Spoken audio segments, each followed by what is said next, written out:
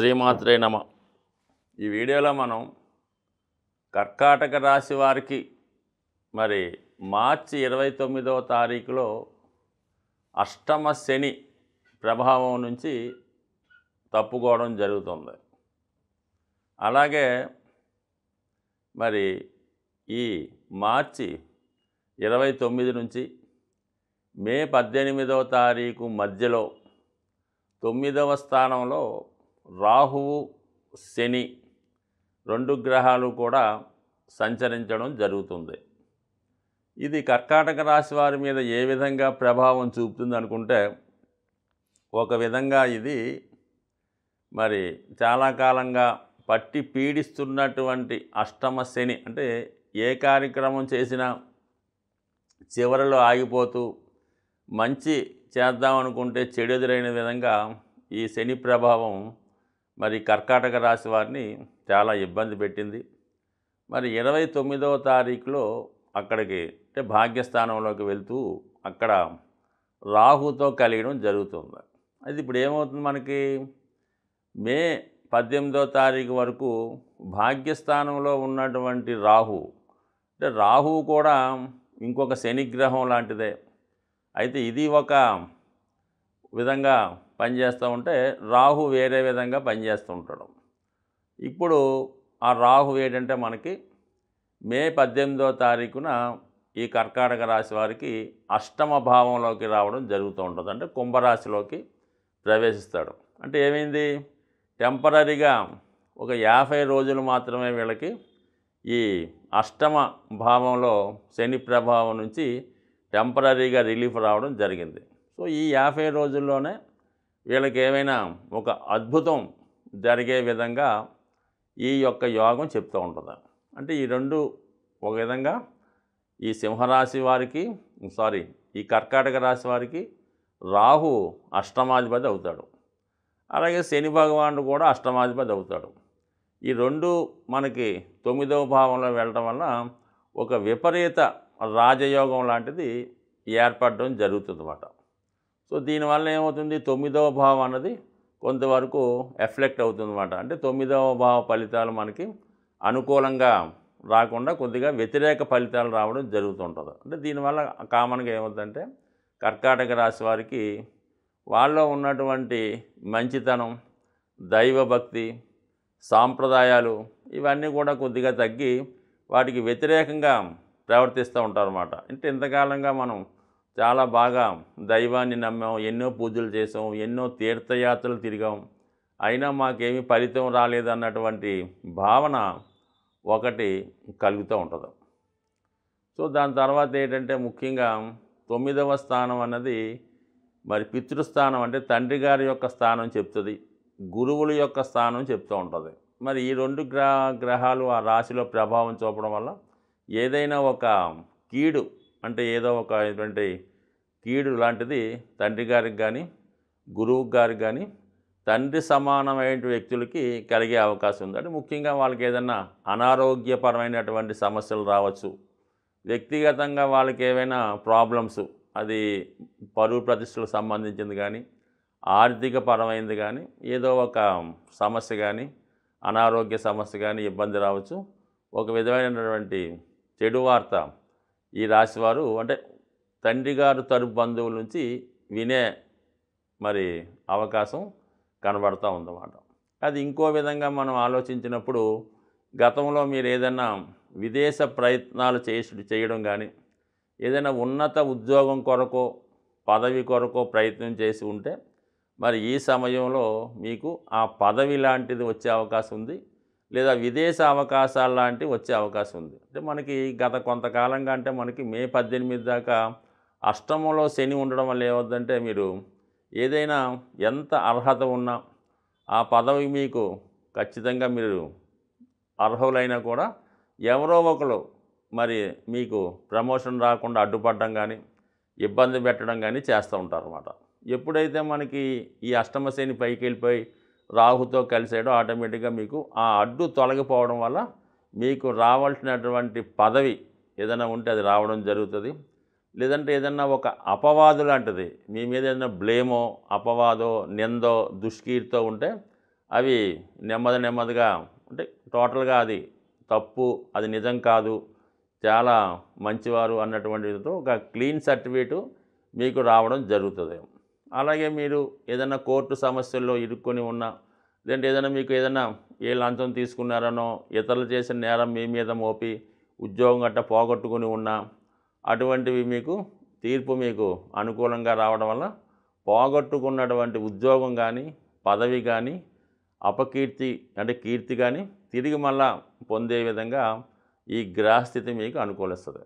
దాని తర్వాత చాలా కాలంగా మీరు ఏదైనా విదేశంలో వెళ్ళాలని కోరిక ఉన్నా, లేదా బాగా దూర ప్రాంతంలో ఉన్నటువంటి అమ్మవారి పుణ్యక్షేత్రాన్ని దర్శిద్దామనుకున్నా, ఈ సమయంలో మీకు ఆ కోరిక నెరవేరే అవకాశం ఉంటుంది.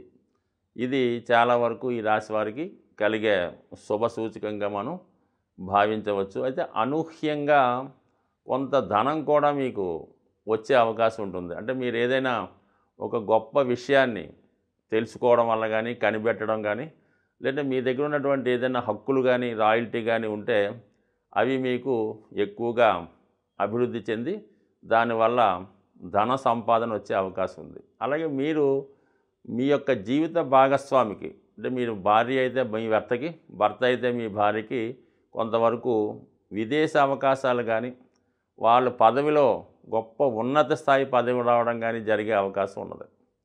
సో ఎందుకంటే సప్తమాధిపతి భాగ్యస్థితిలోకి వచ్చి అక్కడ రాహుతో కలిసి ఉండడం వల్ల చాలా వరకు అనూహ్యంగా మీ యొక్క జీవిత భాగస్వామి యొక్క హోదా పెరుగుతుంది. దాంతోపాటు ఆదాయం కూడా పెరుగుతుంది. ఫర్ ది సేమ్ టైం ఇతరుల యొక్క ఈర్ష్యకి గురయ్యే విధంగా అభివృద్ధి ఉంటుంది. అలాగే ఇదే మరి మీరు ఈ కర్కాటక రాశి వారు ఎక్కువగా సినిమా రంగంలో ఉన్న వాళ్ళకి కానీ, కంప్యూటర్ రంగంలో ఉన్న వాళ్ళకి వాళ్ళ యొక్క టాలెంట్కి తగిన గుర్తింపు రావడం, అలాగే మీ యొక్క ఆదాయం కూడా పెరిగే అవకాశం ఉంది. అంటే టాలెంట్ పెరుగుతుంది. ఇవన్నీ కూడా ఒక విధంగా చెప్పాలంటే మీకు కొంతవరకు ఫేవర్గానే ఉంటుంది. అయితే ఏంటంటే కొంత ఇబ్బంది ఏంటంటే మీ యొక్క తండ్రి తరపు బంధువులకి ఏదైనా ఇబ్బంది కలిగే అవకాశం ఉంది. అందులో ఎవరైనా కొద్దిగా ఆరోగ్యపరంగా ఇబ్బందులు ఉంటే వారు ముందు జాగ్రత్త తీసుకుంటే మంచిది. ఏదైనా మనకి జ్యోతిష శాస్త్ర ప్రకారం గ్రహాలు యొక్క స్థితి మనకి అనుకూలంగా లేనప్పుడు గ్రహాలకి సంబంధించినటువంటి పరిహారాలు చేసుకోవడం జరుగుతూ ఉంటుంది. అయితే ఏదైనా పాపగ్రహాలు మన మీద ప్రభావం చూపుతున్నప్పుడు దాని యొక్క తీవ్రత చాలా వరకు ఎక్కువగా జరుగుతుంది. అంటే ప్రతి గ్రహానికి ఒక అధిదేవత ఉండడం జరుగుతూ ఉంటుంది. మనం ఆ అధిదేవతని పూజ చేసుకోవడం వల్ల ఆ గ్రహాలు మనకి అనుకూలమైన పరిస్థితులు రావడం జరుగుతూ ఉంటుంది. మరి శని భగవానుడికి కామన్గా ఈశ్వరుడు శివుడు అధిదేవునిగా ఉండడం జరుగుతూ ఉంటుంది. మరి రాహుగ్రహానికి అమ్మవారు కనకదుర్గ అమ్మవారు అధిదేవతగా ఉండడం జరుగుతూ ఉంటుంది. మీరు అబ్జర్వ్ చేసే ఉంటారు కామన్గా మరి లోకం మనకి ఇంప్రూవ్మెంట్ అవుతున్న కొద్దీ మరి అంటే పాపమా పుణ్యమా వారి సంఖ్య పెరిగిన కొద్దీ ఈ దేవాలయాల్లో కూడా విపరీతంగా మనకి రద్దీ కనబడడం జరుగుతూ ఉంటుంది. అంటే ఇప్పుడు అనూహ్యంగా మనకి కనకదుర్గ అమ్మవారి అంటే ఏ అమ్మవారి దేవాలయాలైనా చాలా వరకు ఎక్కువ భక్తులు నమ్మడం జరుగుతుంది. కాబట్టి ప్రస్తుతం ఈ రెండు గ్రహాలు కలయడం జరిగింది. అంటే ఏదైతే మనకి శని భగవానుడు రాహు మీనరాశిలో కలిసి ఉన్నారో, అంటే మీనరాశి ఏంటంటే ఒక దైవానికి సంబంధించిన రాశి, అంటే గురువు అధిపతి కాబట్టి ఆ గురువు యొక్క క్షేత్రంలో ఈ రెండు గ్రహాలు కలియడం జరిగింది. అంటే గురువు దైవానికి సంబంధించిన గ్రహం కాబట్టి ఏదైనా పుణ్య కార్యక్రమాలు, పూజలు, దేవాలయాలు దర్శించడం వల్ల మనకి గ్రహశాంతి జరుగుతుందన్నమాట. అంటే ఏదైనా గురువు రాశిలో గ్రహం ఉన్నప్పుడు పూజల ద్వారా ఆ గ్రహాన్ని మనం శాంతింపజేయచ్చు. ఇప్పుడు మీనరాశిలో ఉండడం వల్ల పూజల వల్ల మరి ఆ గ్రహాలు శాంతిస్తాయి. అయితే మరి ఈ రెండు గ్రహాలు కలిసాయంటే శివుడు అమ్మవారు రెండు కలిశారు కాబట్టి ఆ ఇద్దరు కలిసి ఉన్నటువంటి పుణ్యక్షేత్రాలు దర్శించి అక్కడ విధి విధానంగా అభిషేకం, కుంకుమ పూజ రెండు చేయడం వల్ల ఈ గ్రహశాంతి జరిగే అవకాశం ఉంది. అలా కలిసి ఉన్నటువంటి క్షేత్రాల్లో శ్రీశైలం అంటే మనకి దగ్గరగా ఉన్నటువంటిది, ఉభయ తెలుగు రాష్ట్రాలకి అనుకూలమైన క్షేత్రం ఇది. మన శ్రీశైల క్షేత్రం, అలాగే ద్రాక్షారామం, అలాగే పాలకొల్లు, అంటే పంచారామాలు అవ్వచ్చు, ఇలాగా పుణ్యక్షేత్రాలు అవ్వచ్చు, ద్వాదశ జ్యోతిర్లింగాలు అవ్వచ్చు, దేన్నైనా దర్శించి అటు అమ్మవారిని శివుణ్ణి పూజించడం, అలాగే మన విజయవాడ కూడా దర్శించుకొని ఎక్కువగా ఈ గ్రహాల పరిహారానికి నిమ్మకాయల దండ అమ్మవారికి మనం అలంకరించడం వల్ల చాలా వరకు ఏంటంటే ఈ చికాకులు, అంటే ఏదైతే స్త్రీల వల్ల ఇబ్బందులు, ధనం వల్ల ఇబ్బందులు, బ్యాడ్ హ్యాబిట్సు, చెడు అలవాట్లు వాటిలో ఉన్నవాళ్ళు ఈ నిమ్మకాయల దండ వేయటం వల్ల తగ్గుతుంది. అలాగే స్త్రీలకి ఈ ఋతు సంబంధించినటువంటి వ్యాధులు, బాగా కోలుకోలేని వ్యాధులు, ఎప్పుడూ చాలా బలహీనంగా ఉండడం, అదే సంసార జీవితానికి దూరంగా ఉండడం, ఇటువంటి వారు ఈ విధంగా అమ్మవారికి నిమ్మకాయల దండ ఇవ్వడం వల్ల అది పరిహారం అవుతుంది. ఇంకా ది బెస్ట్ రెమెడీ ఏంటంటే, ఎవరైతే మగవాళ్ళు ఈ రాహు శని ప్రభావం వల్ల అయితేనే, శుక్ర ప్రభావం అయితేనే ఎక్కువగా సంపాదించిన ధనాన్ని అన్య స్త్రీలకి పెడతా ఉంటారు.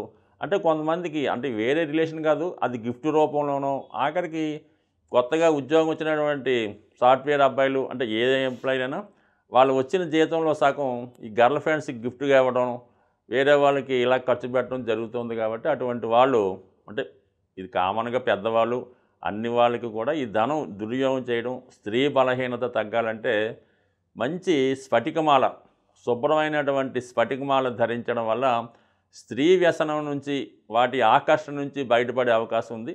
ఇంకా మనం చేసుకోగలం అనుకున్న వాళ్ళు స్ఫటికంతో తయారు చేసినటువంటి శ్రీచక్రాన్ని ఆరాధించడం కానీ, స్ఫటికంతో తయారు చేసినటువంటి శివలింగాన్ని ఆరాధించడం వల్ల కానీ జరిగే అవకాశం ఉంది. కాబట్టి ఎక్కువగా ఈ రెమెడీ కూడా చాలా సులభంగా వచ్చే అవకాశం ఉంది. ఒకసారి తక్కువతో దొరుకుతుంది కాబట్టి దీన్ని ఆచరించడం వల్ల, అలాగే ఏదన్నా శివాలయాన్ని దర్శించి అక్కడ సుమారు ఒక 4 గంటల సేపు ఏదో ఒక రోజు ఎన్నుకొని ఒక 4 గంటలు అక్కడ గడిపే ప్రయత్నం చేయండి. అంటే అక్కడ భక్తులు సేవ చేయొచ్చు, గుడి శుభ్రం చేయొచ్చు, లేదంటే అభిషేకం చేసుకోవచ్చు, లేదంటే వచ్చిన భక్తులకు ప్రసాదం పంచిపెట్టవచ్చు. ఏదో ఒకటి చేయడం వల్ల మీకు ప్రస్తుతం ఈ రాహువు శని కలయిక వల్ల ఏర్పడినటువంటి ఇబ్బందుల నుంచి తొలగే అవకాశం ఉంటుంది. స్వస్తి.